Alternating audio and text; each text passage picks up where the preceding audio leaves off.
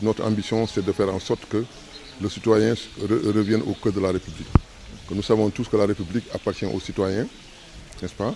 On dit que le citoyen a la souveraineté et c'est le citoyen donc, qui délègue son pouvoir aux politiques. Mais nous nous sommes rendus compte que dès l'instant que nous donnons donc, le pouvoir aux politiques, ils ne nous impliquent plus dans la gestion de la cité. Alors c'est la raison pour laquelle nous aspirons à une redistribution du pouvoir politique, n'est-ce pas? Parce que le problème de la République, c'est de savoir qui détient le pouvoir politique ou qu'est-ce que le pouvoir politique dans la République. Donc nous disons que le pouvoir politique doit être un pouvoir qui est exercé par les citoyens, parce que la cité appartient aux citoyens d'abord.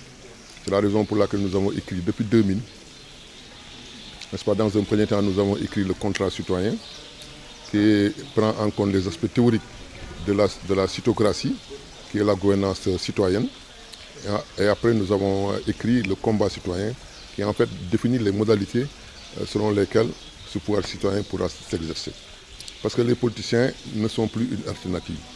Ils sont omnibulés par leur conquête de pouvoir ou par leur lutte de maintien de pouvoir.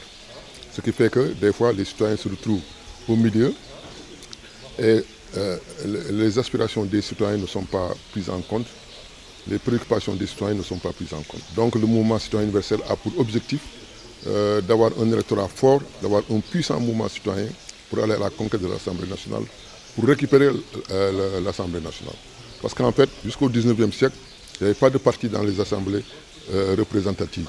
Ce n'est qu'à partir du 19e siècle que donc il y a eu l'irruption des partis politiques dans l'espace politique.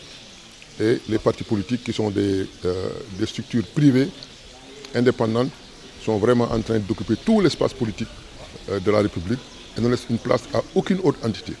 C'est la raison pour laquelle nous pensons que nous devons faire en sorte de leur laisser une parcelle du pouvoir et que l'autre parcelle soit exercée par les citoyens. Nous avons vu qu'avec les événements récents, que les jeunes sont laissés pour compte et qu'ils donc s'expriment très violemment.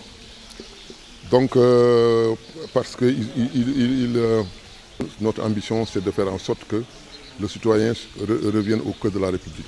Que nous savons tous que la République appartient aux citoyens, n'est-ce pas? On dit que le citoyen a la souveraineté et c'est le citoyen donc, qui délègue son pouvoir aux politiques. Mais nous nous sommes rendus compte que dès l'instant que nous donnons donc, le pouvoir aux politiques, ils ne nous impliquent plus dans la gestion de la cité. Alors c'est la raison pour laquelle nous aspirons à une redistribution du pouvoir politique, n'est-ce pas? Parce que le problème de la République, c'est de savoir qui détient le pouvoir politique ou qu'est-ce que le pouvoir politique dans la République. Donc nous disons que le pouvoir politique doit être un pouvoir qui est exercé par les citoyens, parce que la cité appartient aux citoyens d'abord.